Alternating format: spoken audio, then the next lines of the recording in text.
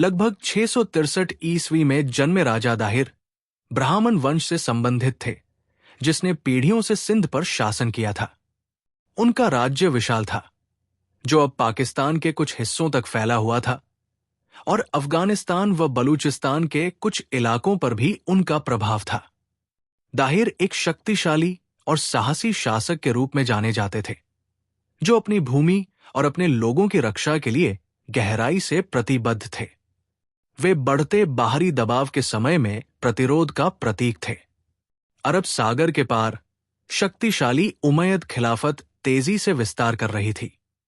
सिंध की उपजाऊ भूमि पर उनकी नजर थी, जिसका मुख्य कारण नए क्षेत्रों पर कब्जा करना, व्यापार मार्गों पर नियंत्रण स्थापित करना और शायद देवल, सिंध का एक तटीय शहर, के तट से अरब जहाजों की डकैती जैसी घटनाओं और दाहिर के राज्य द्वारा अरब विद्रोहियों को शरण दिए जाने का बदला लेना था। विजय का कार्य एक असाधारण रूप से युवा लेकिन अविश्वसनीय रूप से सक्षम सेनापति मोहम्मद बिन कासिम को सौंपा गया। उसका अभियान व्यवस्थित रूप से आगे बढ़ा।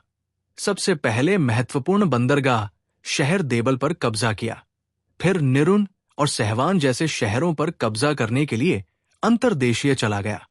हर जीत उसे राजा दाहिर के गढ़ के करीब लाती जा रही थी।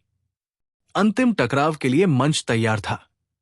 राजा दाहिर अपनी मातृभूमि की रक्षा के लिए दृढ़ संकल्पित अपनी सेना को इकट्ठा किया, ताकि कासिम की बढ़ती हुई सेना का सामना किया जा सके। ये निर्णायक संघर्ष लगभग 711 से 712 ईस्वी में हुआ था। शक्तिशाली सिंधु नदी के किनारे एक स्थान पर, जिसे अक्सर रावर या अरोर कहा जाता है, ये भीषण मुठभेड़ रावर के युद्ध के नाम से प्रसिद्ध हुई। दाहिर अपनी सेना का नेतृत्व करते हुए एक विशाल हाथी पर सवार थे। भारतीय युद्ध में ये एक आम दृश्य था, जो शक्ति और शाही उपस्थिति का प्रतीक था। वो जानते थे कि दाव अविश्वसनीय रूप से ऊंचे थे, जैसा कि उन्होंने ऐतिहासिक ग्रंथ चचनमा में दर्ज शब्दों में घोषणा की थी। मैं अरबों से खुले युद्ध में मिलने जा रहा हूं, और मैं उनसे अपनी सर्वोत्तम क्षमता के अनुसार लड़ूंगा। यदि मैं उन्हें कुचल देता हूं, तो मेरा राज्य एक मजबूत नींव पर स्थापित हो जाएगा। लेकिन यदि मैं सम्मानपूर्वक मारा जाता हूं, तो ये घटना अरब और भारत की किताबों में दर्ज की जाएगी, और महान पुरुष इसके बारे में बात करेंगे।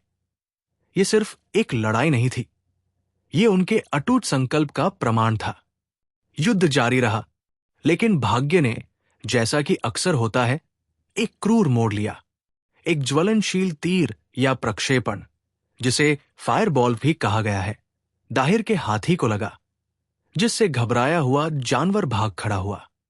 इसके बावजूद दाहिर बहादुरी से लड़ते रहे, यहां तक कि दुश्मन से भिड़ने के लिए हाथी से उतर भी गए। लेकिन इसी वीरतापूर्ण संघर्ष में उन्हें गर्दन में एक तीर लगा, और साहसी राजा दाहिर युद्ध के मैदान में ही वीरगति को प्राप्त हुए।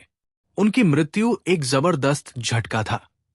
अपने राजा के चले जाने से सिंधी सेना का मनोबल टूट गया, और उमैयद सेना ने निर्णायक जीत हासिल की। युद्ध के बाद राजा दाहिर की पत्नी रानी बाई और रावर के किले में मौजूद अन्य महिलाओं ने अपने सम्मान की रक्षा के लिए जौहर किया, जो प्रतिरोध का एक मार्मिक और दुखद कार्य था।